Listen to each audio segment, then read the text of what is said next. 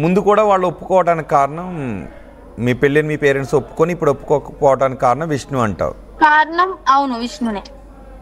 ఇక్కడ మెయిన్ మా ఫ్యామిలీ మొత్తానికి మా ఇద్దరికి విలన్ ఎవరు అంటే విష్ణు అనే చెప్తాను. ఓకే, ఇప్పుడు అఘోరి హీరోలా ఉన్నారు మధ్యలో మీకు. హర హర మహాదేవ్ హీరోలా అంటారు. హర హర మహాదేవ్. అంతకు ముందు నీకేమైనా సినిమాలు చూసేదానివా అమ్మా? సినిమాలు చూసేదానివా అంటే అఘోరి రాకముందు జనరల్ గా? అవునా? జనరల్ గానా? నేనా? అఘోరి కాదు శ్రీవర్షిని.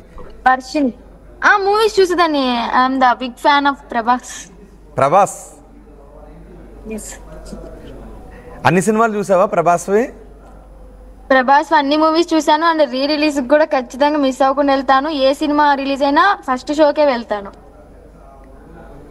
ఓకే, నువ్వేమని పిలుస్తావు? నా last sem exam first year లో ఉన్నప్పుడు, నా లాస్ట్ సెమ్ ఎగ్జామ్ జరుగుతున్నప్పుడు మ్యాట్ని షో ఉంటది కదా 1 o'clock కి, ఆ షోకి వెళ్ళి ఎగ్జామ్ కి అటెండ్ అయ్యాను నేను. అంత ఇష్టమా ప్రభాస్ అంటే? ప్రభాస్ అంటే క్రష్. తినంటే ఇంకా లైఫ్ టైం. ప్రభాస్ అంటే క్రష్, అఘోరి అమ్మ అంటే లవ్.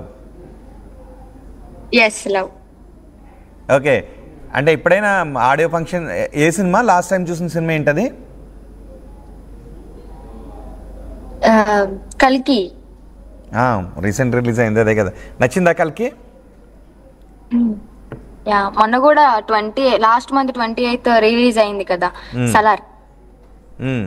నేను అప్పుడు ఇంట్లో కొంచెం తీసుకొచ్చేసారు కదా, ఆ గొడవలు ఇంట్లోనే బందీగా ఉన్నాను, వెళ్ళలేకపోయాను. మా ఫ్రెండ్స్ మాత్రం వెళ్ళి ఇంటికి వచ్చారు. ఏంటి వర్షిని రాలేదు, నువ్వు రిలీజ్ కి మిస్ అవ్వవు కదా అని చెప్పని మాట్లాడి వెళ్ళారు. ఓకే, మరి ప్రభాస్ అంటే అంత ఇష్టమైనప్పుడు 6 అడుగుల ఆజానుభావాన్ని చేసుకోవాలని అనిపించలేదా? అఘోరి అమ్మతో చేసుకోవాలని, లైఫ్ పంచుకోవాలని వెళ్ళిపోయా? కానీ జస్ట్ మూవీస్ వరకే క్రష్ అండి. లైఫ్ లో ఎలా ఊహించుకుంటాము? లైఫ్ లో ఎప్పుడు అలా ఊహించుకోలేదు. ఓకే, మంచి హస్బెండ్ రావాలని కోరుకున్నాను. ఓకే, ఈ రకంగా వచ్చాయని నేను అనుకుంటున్నాను, ఊహించుకుంటున్నాను అంతే. ఓకే, ఇప్పుడు అంతకు ముందుకి ఇప్పటికీ పోల్చుకుంటే, అంతకుముందు సినిమాలు ఇప్పుడు కూడా సినిమాలు చూస్తావా? చూడొచ్చా? పర్లేదా? చూడొచ్చు. హ్యాపీనెస్ ని ఇస్తాను. ఏది అడిగితే అది ఆల్వేస్. ఓకే, అఘోరి అమ్మ ఇప్పటి నుంచి నీ లైఫ్ శ్రీవర్షిని డ్రైవ్ చేసేటట్టు ఉంటుందా, లేకపోతే నీ కార్ స్టీరింగ్ లాగా నీ చేతిలో ఉంటుందా? నా లైఫ్ నేనే లీడ్ చేస్తాను, బట్ తోడు ఉంటది. ఈమెకు చిన్న చిన్న హ్యాపీనెస్ ఉంటాయి కదా, మూవీస్ కి వెళ్ళడం, షాపింగ్ వెళ్ళడం, అవి ఎప్పుడు జరుగుతూనే ఉంటాయి. ఇంకా షాపింగ్ కి వాటిని ఎందుకు ఆపుతాను? అంటే డ్రెస్సులు కొనుక్కోవద్దా? ఓకే, ఏం డ్రెస్ తీసుకుంటాను. ఏం డ్రెస్? బ్లాక్ అంటే ఇష్టం ఫస్ట్ నుంచి నాకు. ఇది వరకు అంటే కొంచెం స్కర్ట్స్ అవన్నీ, జీన్సెస్ అవన్నీ ఇంట్లోనే వదిలిపెట్టేసి వచ్చాను. అంటే శారీసా, చుడీదార్సా, గాగ్రాసా, జీన్సా? చుడీదార్స్ అండ్ జీన్సెస్ బాగా లైక్ చేస్తాను నేను. జీన్సెస్, తర్వాత చుడీదార్, తర్వాత శారీ, ఈ 3.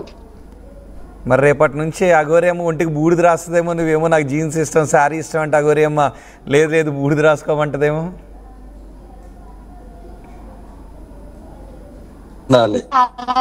చేయము, బస్ నేను రాసుకోను, జస్ట్ నేను ఓన్లీ సాధన నేర్చుకుంటాను. వేసుకొని ఒంటి మీదకి మరి. అఘోరి గారు, మరి ఏంటి ఆమెకి ఇష్టమైన డ్రెస్సులు, ఆమెకి ఇష్టమైన కాస్ట్యూమ్స్ వేసుకొని ఇస్తారా? లేదు అలా కుదరదు, మెడలో రుద్రాక్ష వేసుకోవాల్సిందే, ఒంటికి బూడిద పూసుకోవాల్సిందే, కపాలంలో తినాల్సిందే అంటారా? రుద్రాక్షలు ఉంటాయి, సాధన నడుస్తుంటది, కానీ ఆమె హ్యాపీగా ఉండాలి. ఆమెకు జీన్స్ వేసుకుంటే వేసుకొనివ్వండి, ఇంకా చీర కట్టుకుంటే కట్టుకొనివ్వండి, ఆ ఆనందమే కావాలి నాన్న. ఆమె హ్యాపీగా ఉండాలి అంతే. ఓకే, అంటే అఘోరీలు అంటే జనరల్ గా సాధనలోనే అలా ఉండి మామూలుగా ఉన్నప్పుడు మళ్ళీ మామూలుగా ఉండొచ్చేమో కదా. చేయట్లేదు, నేను అఘోరిని కాదు. మీరు క్లారిటీ వినట్లేదు. నేను అఘోరిని చేయట్లేదు ఈమెని. అర్థం కాలేదు, కొంచెం వాల్యూమ్ పెంచండి పీసీఆర్. ఇప్పుడు చెప్పు. చెప్పమ్మా. జస్ట్ మై వైఫ్ అంతే. సాధన ఇస్తాను అంతవరకే, మరీ అఘోరి తత్వంలోకి అయితే రాదు. ఓ, శ్రీవర్షిని అఘోరి తత్వంలోకి రాదు. యా, ఓన్లీ సాధన పరంగా సాధన నేర్చుకుంటది, హ్యాపీగా ఉంటది. అంటే ఇప్పుడు ఒకవేళ టైం ఇంకా ఆమెకు లేదు, నేను కూడా ఇంకా ఇలాగే వస్తానంటే ఇంకా దాన్ని బట్టి ముందు ఆలోచనలు, ముందు కార్యాచరణ బట్టి నడుస్తాం. అంటే ఇప్పుడు అఘోరి తత్వం అంటే మీరు ఎప్పుడు ఇలాగే ఉండాలా? కొంతమంది అఘోరీలు సాధనలో ఒకలా ఉండి మళ్ళీ నార్మల్ లైఫ్లోకి వస్తూ ఉంటుంటారు, పెళ్లి చేసుకుంటారు, ఫ్యామిలీస్ కూడా ఉంటాయంటారు. నిజమేనా శ్రీవర్షిని, నీకు తెలుసా? నిజమే, చాలా మంది అఘోరులు పెళ్లి చేసుకున్నారు. దానికి ఏం అభ్యంతరం లేదు పెళ్లిలకు. అంటే సాధన కరెక్ట్ చేస్తే చాలు. అందుకనే నేను ఒకటే అన్నాను, నువ్వు అఘోరి తత్వంలోకి రావాలన్నా రావచ్చు, నువ్వు హ్యాపీగా ఉండొచ్చు. నీకు హ్యాపీనెస్ ఇవ్వడానికి నువ్వు ఆనందం కోరుకున్నావు, నీతో ఆనందం ఉంటుందని అన్నావు. అందుకనే నేను సరే నువ్వు ఆనందంగా ఉంటానుగా, హ్యాపీనెస్గా వచ్చేసాయని కూడా చెప్పడం జరిగింది.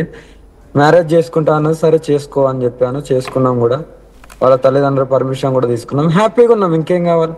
ప్రజలు ఏమనుకుంటారు, సభ్య సమాజం ఏమనుకుంటది అనేది మాకు అవసరం లేదు. వాళ్ళు ఎవరు మాకు పెట్టరు, వాళ్ళు ఎవరితో మాకు అవసరం లేదు.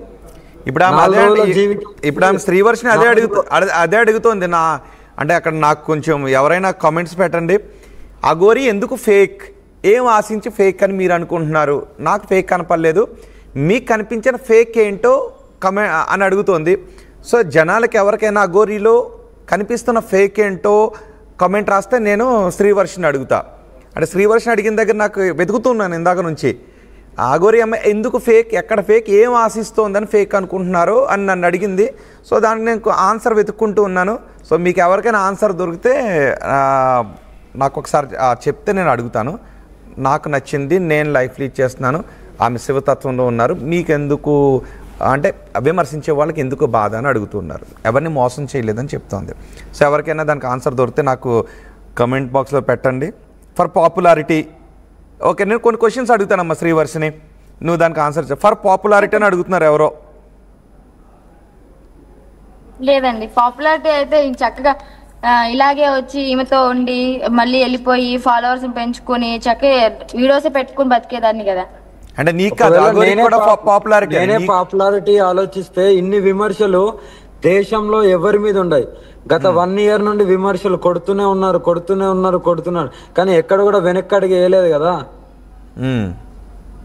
మరి ఇంత విమర్శలు ఎవరు తట్టుకుంటారు? పాపులారిటీ ఆశించి వచ్చాను అన్న వాళ్ళకి నేను